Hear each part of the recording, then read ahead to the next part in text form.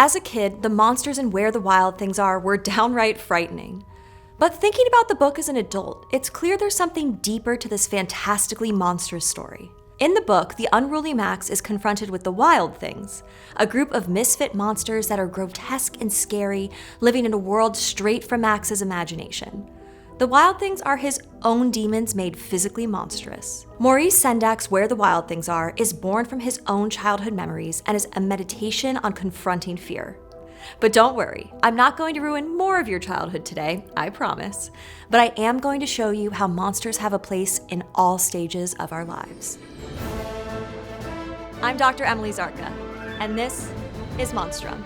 Initially banned in many American libraries for being too frightening, Where the Wild Things Are forged a new path for children's literature by acknowledging that it's okay for kids to experience fear and darkness. This now beloved classic has only 10 sentences in the entire book. Sendak considered himself an artist, not just an illustrator or just an author. This feels evident in the book, where he relied heavily on images to tell the story. The words feel sparse and thoughtfully selected by design. The plot begins with young rebellious Max running amok at home, chasing the dog with a fork, making a fort where he shouldn't, sassing his mother with "I'll eat you up."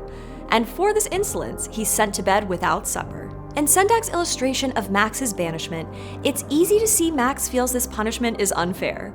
While he contemplates this affront, a forest grows in his room, and Max rides a boat to an island populated by the horned, clawed, and fanged wild things. There, Max shows no fear of the monsters.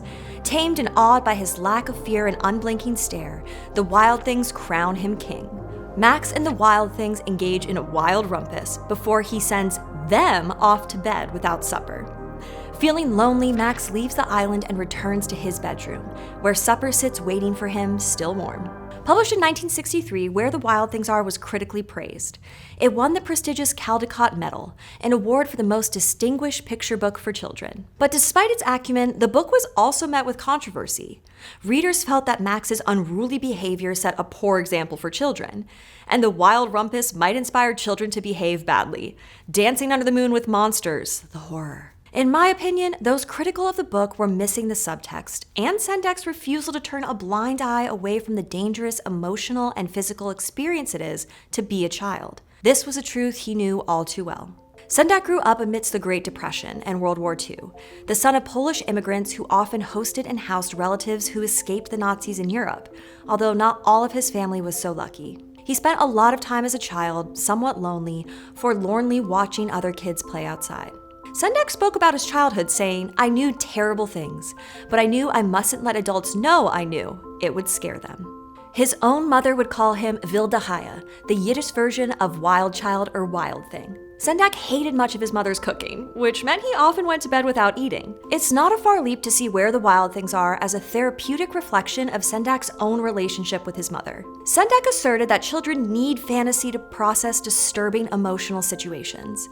He said Max discharges his anger against his mother and returns to the real world sleepy, hungry, and at peace with himself. I'm glad I'm not the only one to see the potential in monsters. And the monsters in the book themselves? Sendak said they were inspired by his older relatives. They would often tell him he looked so good we could eat you up, a line he borrows for the book. But what inspired their appearance? A voracious reader, Sendak also created illustrations for books other than his own, including books of folklore and fairy tales.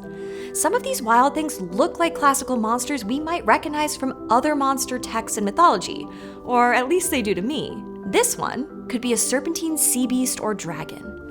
Here we have the Minotaur and the Griffin. Might be a stretch, but these two even remind me of the Chimera when they are first introduced.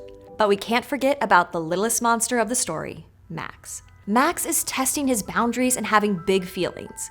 His banishment is an opportunity for him to contemplate his own actions. His wolf suit symbolizes his animal nature, which as the story goes on becomes his monstrous nature.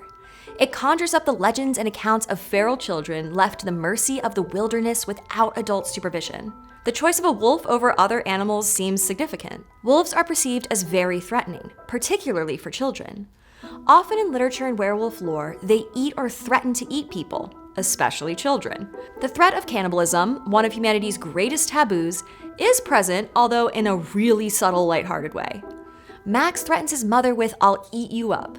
The monsters later threaten to consume Max, saying, "We will eat you up, we love you so." While this doesn't seem to be a cannibalistic threat at first glance, being imaginary monsters and all, if we read the creatures as representations of Max's own inner emotions and identity, then the doom of self-cannibalism lingers in the moonlight. Threats aside, I think Max's wolf suit ironically also represents his freedom. Unburdened by the demands of adulthood and responsibility, he's free to roam and roar and imagine. Max can see and feel things others cannot. He represents the best parts of childhood.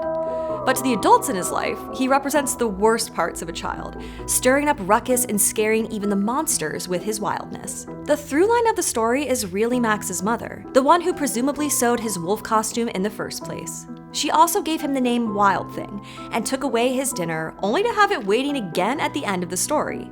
Her control lets the reader, adult or child alike, know that Max's behavior is ultimately supervised. He is safe at home physically and mentally. Given the complex layers of metaphor and symbolism to the story, not to mention its popularity, it's not surprising the book would be adapted into other mediums. First, there was the opera. Yes, an opera. In 1980, Sendak collaborated with composer Oliver Knussen on the opera. The wild things are made larger than life, with impressive costumes conceived by Sendak himself that made their performers appear 9 to 12 feet tall. The opera would become a TV movie a few years later. In the early 2000s, Sendak began developing a film adaptation at Universal and approached legendary director Spike Jonze. Jonze was initially hesitant, but his eventual enthusiasm for the story and openness to taking it in a new live-action direction was met with gusto by Sendak. While Sendak was thrilled by the new creative direction of the film, Universal, not so much. Nervous about it being too dark for a children's movie, the film rights went to Warner Brothers, who were also wary, but nonetheless completed the film in 2009. When the film was finally released, it was critically praised and publicly fearmongered, just like Sendak's book. Some claimed it was too violent and too scary for kids, leading to debates about whether or not exposing children to Max's story was harmful. I'm gonna leave it to Sendak to respond. In an interview after the film's release, when asked what he would say to parents who think the film is too scary, Sendak said, "I would tell them to go to hell. That's a question I will not tolerate." This concentration on kids being scared as though adults can't be scared. Of course we're scared. He went on to elaborate that art should contain elements of fear since it reflects truth, noting that he heard horrible stories from his relatives and watched horrendous movies not made for kids. "So what? I managed to survive," he said. Throughout his career, Sendak insisted that Where the Wild Things Are was not just a children's book, but a book for everyone. And it should be marketed as such. He believed firmly in his art and the story's potential to speak to the truths of childhood's terrible things. And his work aimed to speak to the child within everyone, including himself. His work is notable for taking on the darker and more complicated emotions a child experiences in a way that they understand, and a way that can help adults understand them. And Where the Wild Things Are, he uses monsters. Max's wild things are personal demons. The desire for violence, for wanting to scream and roar, to be angry and destructive, defiant and independent. These urges are felt by most kids in general, but just like Max, they have to learn to tame them. Childhood is not only mysterious and powerful, but the reality is that it can also be terrible. We don't ever fully grow out of all those childhood fears and desires, especially when we see them in the real world every day. But luckily for us, with Monsters, we have a way to explore these terrors together. So yeah, am I saying you should read books with monsters to kids? Absolutely. Adults too. I collaborated with composer Oliver Knussen on the opera. We're gonna have to look up the pronunciation of that word. Yeah. What word? Knussen? Tussen with a Knussen.